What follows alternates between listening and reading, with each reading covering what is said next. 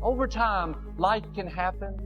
We face challenges, pressures at work, family members that are difficult. It's easy to let that press us down. We become sour. We don't enjoy our spouse anymore. We don't want to spend time together. We have a list of all the things they've done wrong. The easy way out is to disconnect. They're not performing up to par. They're not meeting my standards, so I'll check out. I'll go do my own thing. Watch TV, hang out with my friends. God didn't put that person in your life by accident. He's given them to you as a gift. Don't wait till they're gone till you recognize what you have. Get plugged in. Be kind. Be generous. Treat them like a gift. I was miserable in my life. I didn't like waking up. I ain't have no purpose. I didn't know what I was supposed to be doing. On October 8th, 1985, I walked in a comedy club for the first time. A girl took me down there. She said, "You got to go to the comedy club. You're the funniest person I've ever met." I walked in the comedy club. I signed up for the following week. I'm going to sit here and learn. I knew I was funny. I just didn't know what to do with it. They had 10 acts go up. I didn't laugh at one joke. I was just sitting there man, I wish that was me. It got to guy number 10. They called his name. He wasn't there. They said, "Well, he's not here. We're going to go to next week's list." "Steve Harvey, where are you?" Long story short, I won amateur night. I won $50. It was a 45-minute drive to my house with this girl named Gladys. I cried 45 minutes. She said, "What you crying for? It ain't but $50. I said, No, you don't even understand. I was born tonight. I now know what I'm supposed to do. This ain't your life right here. This life you got right now, this ain't just it. You think this it? God ain't through with you." I don't know what you've been through. I don't know how bad it hurts you. I don't know who this is for, but I came to tell you what you are going through right now is not how your story is supposed to end. The people that are running at their dreams know that it's possible that you can live your dream, that it's necessary, that you're relentless, that you have a plan of action, that you are creative. The people that are living their dreams are the people that know that if it's going to happen, it's up to them. The people that are running after their dream know they're going to have hard times. They keep on running because they're saying within themselves, no matter how bad it is or how bad it gets, I'm going to make it. The people that are running after their dreams are the people that are hungry, that if you want a thing bad enough to go out and fight for it, to give up your time, your peace, and your sleep for it, and if you gladly sweat for it and fret for it and plan for it, and if you simply go after that thing that you want with all of your capacity, strength, and sagacity, if neither cold poverty, famish, or gulf, pain, or body and brain can keep you away from the thing that you want, if dogged and grim, you besiege and beset it, with the help of God, you'll get it. Jot this phrase down. Life and business is like the changing seasons. And then here's the next phrase. You cannot change the seasons. That's impossible. You cannot say, well, I'll take 5 harvest times, no winters, and a summer or 2. You can't rearrange them. So you cannot change the seasons. But make this note. You can change yourself. And by the way, only human beings have this extraordinary ability to make dramatic changes in their life. In America, the goose can only fly south in the winter. He can't fly any other direction. But that's not true with human beings. Human beings can go north. They can go east. Human beings can live one way for 5 years and then tear up that strip and live a totally different way the next 5 years. If you want your income to change, I'm telling you, it's within your power. Any year you choose, you can make incredible changes in your life. You're not a goose. You don't have to fly south. Anytime you want to, you can say, I'm going to change my attitude. I'm going to change my income. I'm going to do more than I've ever done before. Take on that as your God-given right as a human being to change your life to whatever degree you want it to change. If I can do it, you can do it. There isn't anybody in here that can't do it. Dramatically change the course and the quality of your life. Now here's the 4 major lessons in life to learn. Number 1, learn how to handle the winters. Winter comes after fall. Difficulty follows opportunity. It's been the rhythm of life for the last 6,000 years of recorded history. Now there's all kinds of winters. There's the winter of the season, but there's all kinds of other winters. There's political winters. What a winter that was when the Nazis marched into Prague.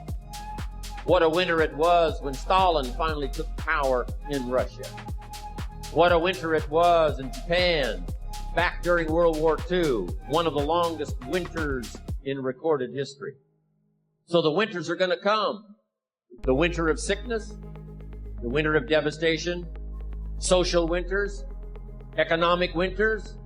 It's simply called wintertime. But the winters are inevitable.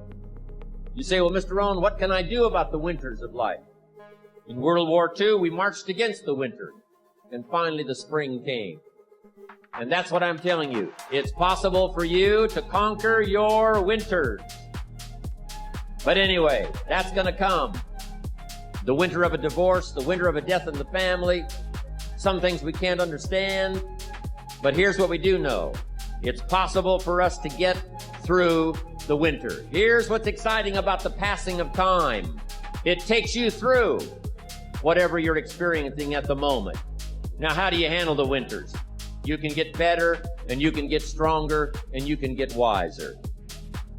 There's no winter powerful enough that you cannot of figuring out a way to get through it.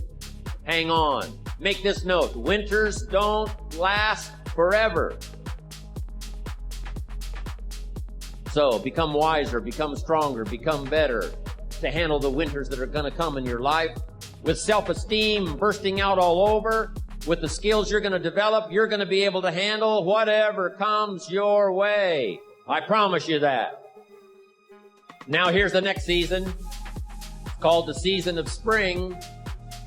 Spring always comes. Sometimes the winter seems long, but sure enough, eventually, winter has to give way to the spring. The difficult time has to give way to opportunity. Just hang in there when the night is long. Hang in there when it's dark. And your spring will surely come. Now here's what you must learn to do. Jot this note down. Take advantage of the spring. You must seize that moment. It is true that the dark time doesn't last forever. But here's what you've got to also understand. Spring doesn't last forever. Take advantage. Don't be lazy, especially in the spring. Don't be distracted, especially in the spring. Get up a little earlier, stay up a little later. Take advantage of this spring that's here. You've got to take advantage of every spring that comes because there's only a handful. Life isn't forever. The sunrise doesn't last all day. The sunset doesn't last all night.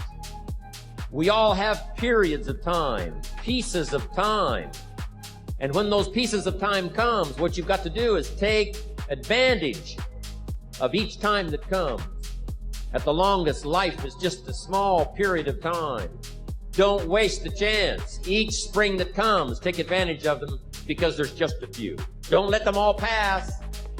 Now here's number 3, is the summer.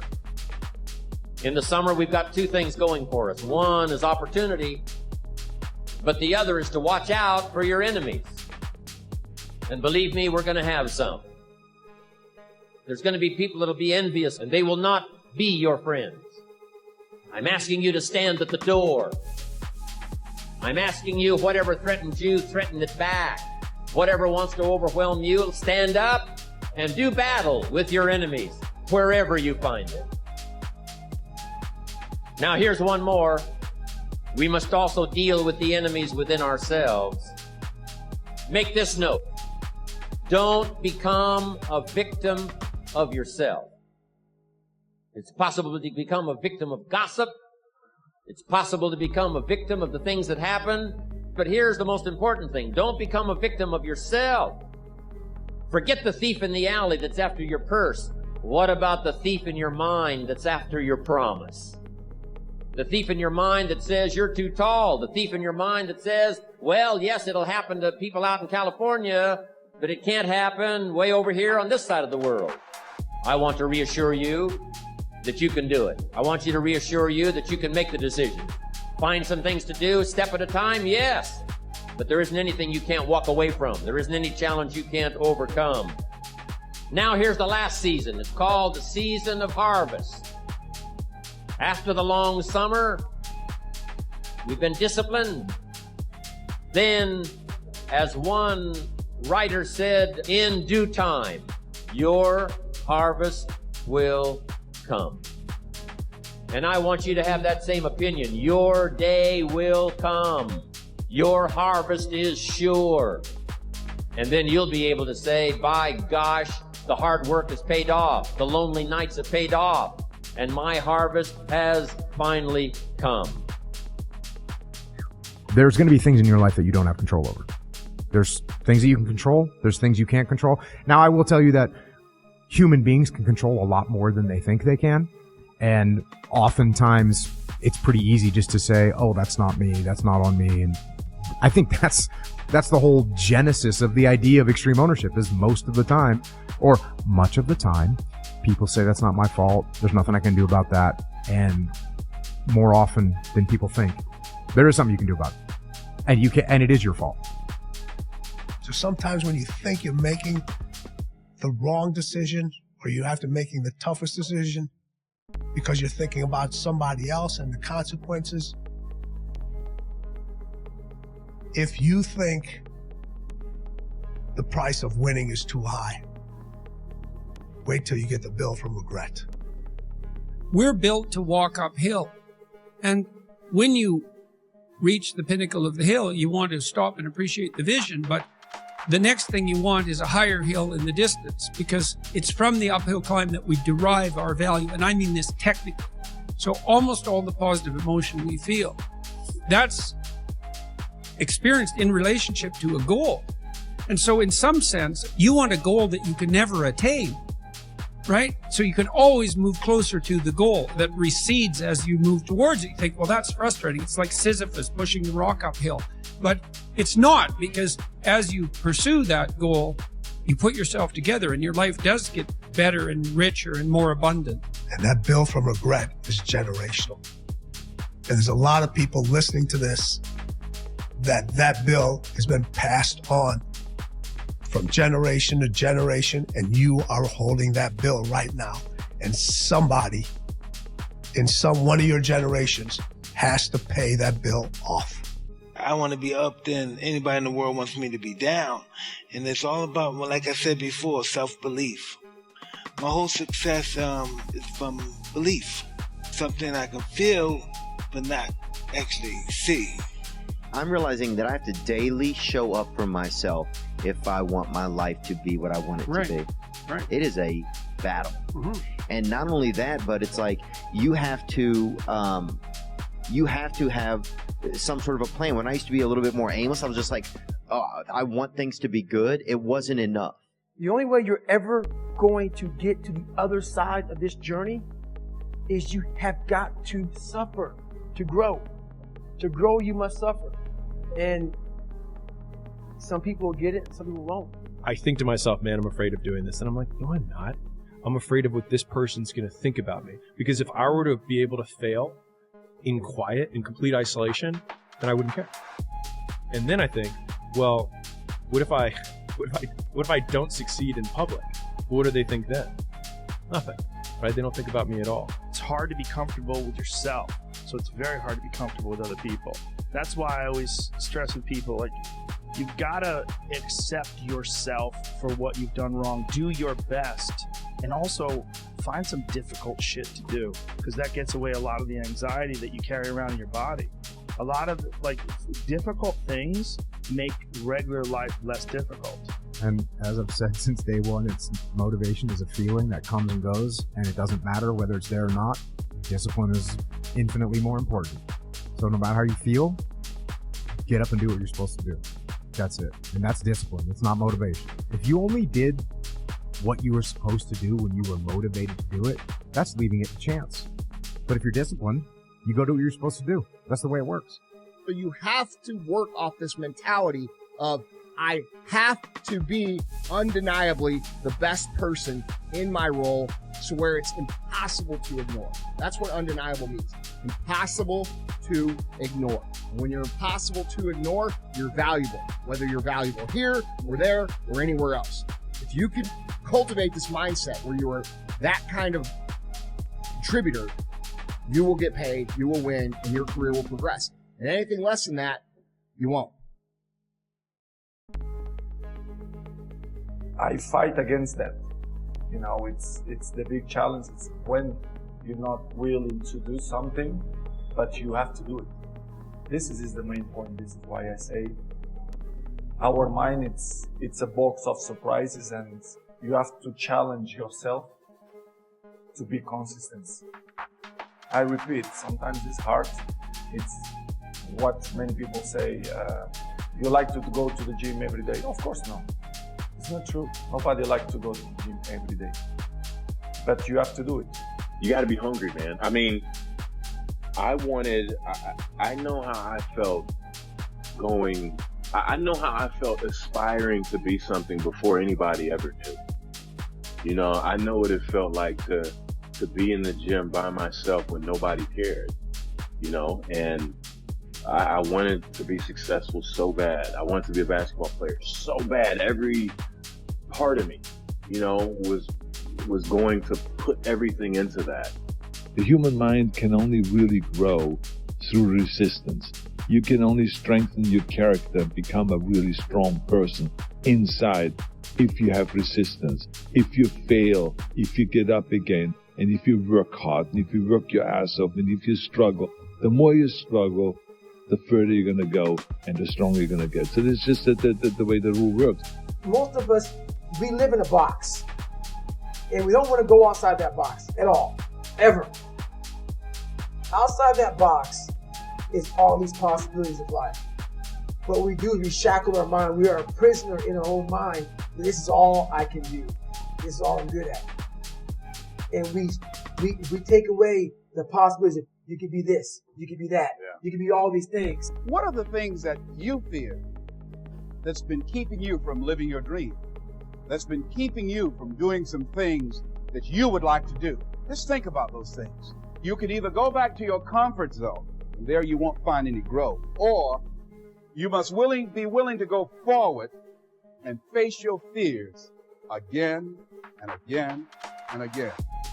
You go the wrong direction, your life will be then the consequences of that bad choice. And then that will tangle you up, and then you'll suffer for it. Then you have to figure out, okay, what's the suffering? What's the problem? When did I make the bad choice? Which road should have I taken? That's how you fix a trauma. You replace the road you did take with the road you should have taken. I was thinking, like, I don't know if I can do this. Wow. Achilles were like the kiss of death. Yes. Athletes. Like, yes, I don't know if I can do this. I don't know. There's so many factors. There's the surgery that has to take place. The surgery has to go well, right? And then just, it's a tendon. I'm not dealing with anything that's muscular or things that I can control. I can't control a tendon. You know what I'm saying? So, like, I don't know. It's a long process. But, like, when I went to the training room, my kids are in there. And, you know, they're looking at you and stuff, and I'm looking at them, and I'm like, you know, it's all right. Dad's going to be all right. Mm-hmm. We'll be fine. We'll be all right. We'll be all right. We'll be all right. As a parent, you got to set the example. You got to set the example. This is another obstacle. This obstacle cannot define me. It's not going to cripple me. It's not going to be responsible for me stepping away for the game that I love. I'm going to step away on my own terms. And that's when the decision was made that, you know what? I'm doing it. Doing it.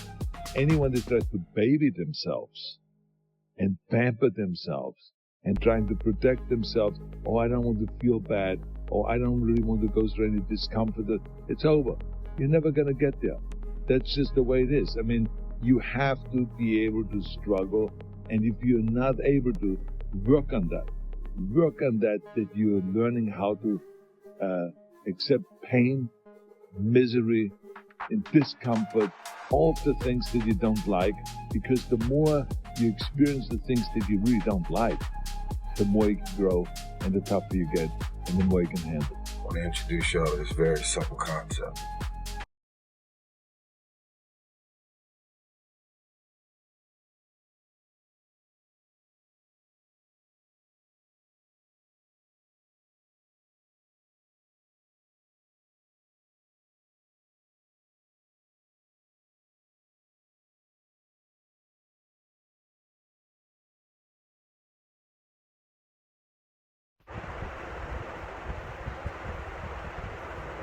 I was talking to my trainer the other day. We were working out in my backyard and down on the wall and said, man, I am struggling today. This is hard, but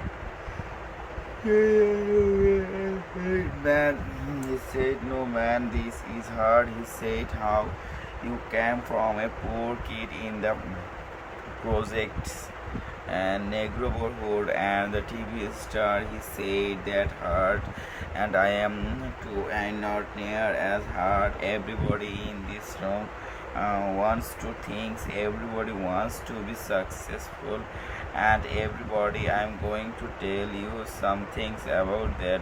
That happens, and success is available both for every. But you got to change your mindset.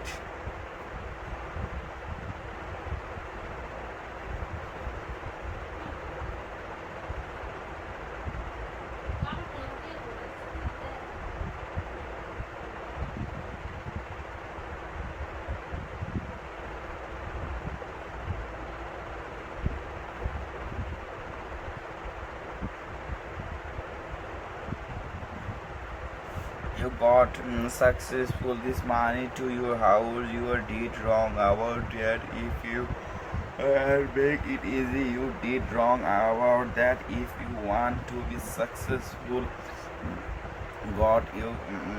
I'm here to tell you you can come and become something. Tell you somebody. A guy told me one time. He said he will stay my hand. If you want to see how your life gonna be, he said, I want foreign.